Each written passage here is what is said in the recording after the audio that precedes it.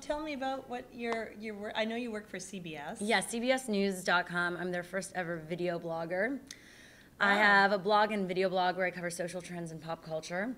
So what's trending online and how that's shaping our offline conversation.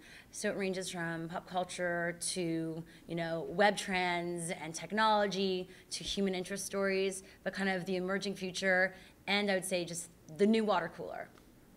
That's very succinct. There you go. That's the pitch. The new water cooler, I like that. The new water cooler. Don't take that word from me. No. So I bet you have a lot of freedom because you're working with the old media, but you're the new media, and they probably don't really understand what you're doing.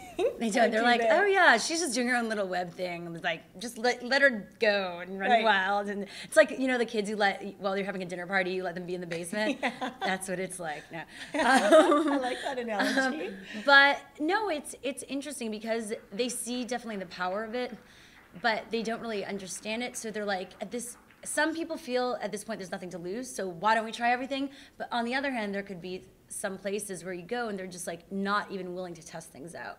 Right. And so it's about finding that place that's right for you. Like, luckily I did, my boss at CBS News is really great. He came from CNET, so he definitely understands the social media and digital scene and technology. But I don't just talk about tech, but I use technology to tell stories, and I think that's the new wave of storytelling. And you need to understand that community and not just about like the tech trends, but how you can use all these tools to enhance the conversation and the experience. Did you basically create your own job? Like I did. No, there was no job opening. It wasn't like, oh yeah. Well, I do have an agent. Like hosts have agents. I am an on-air person, so I have an agent. And in the past, I'd hosted shows or where they give me a script and it's like I'm basically like a talking head. But I've also done things where I come to people with ideas or I produce my own segments.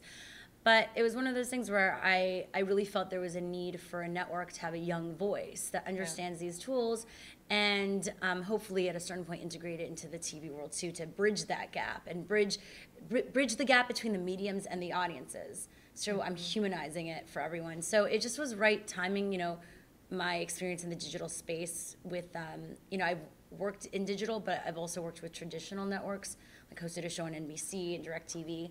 So I think having both those two backgrounds, it didn't jar them too much. They didn't think I was going to disrupt too much. So explain that. The 360 effect?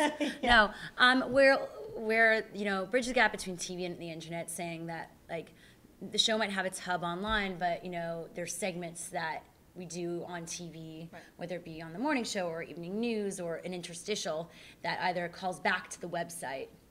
And you can catch a show on this or somehow like co-promote. I don't get why there's still such a gap. The only thing that's promoted in terms of online on TV are like their shows, or like, and you could watch our show online. It's not like you can watch that show online that we're promoting here. Like, it just doesn't happen. And I would like to see that give and take more, because it's not about one or the other. Like, in the end, it's going to be one screen. It's going to be not be like, oh, my TV or my laptop. It'll be like, well, you might experience things in a different way, but I just think it's about we have to stop fighting. We have to start helping each other. And those conversations are starting to be had. Yes. But it's patience and it's understanding and ad sales. I mean, there's a lot of politics. It's a lot of things that have been kind of like paths that have been created over years and decades.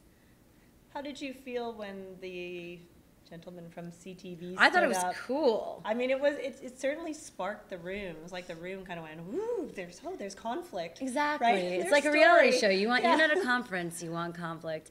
I thought it was great because you go to these conferences and it's all digital media people stroking each other, being like, we're doing amazing things. We're like the future. Amazing. But the future. The fact is, we're all not going to even get to the next level if we don't talk to the people that are on the other side. And the conversation needs to be had, or else it's always going to be us against them, or we'll never really raise the bar for our own content if we don't start. We could all learn something from each other.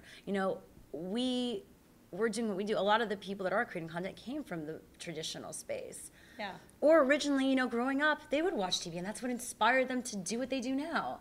So it's like we all have taken something from, traditional media.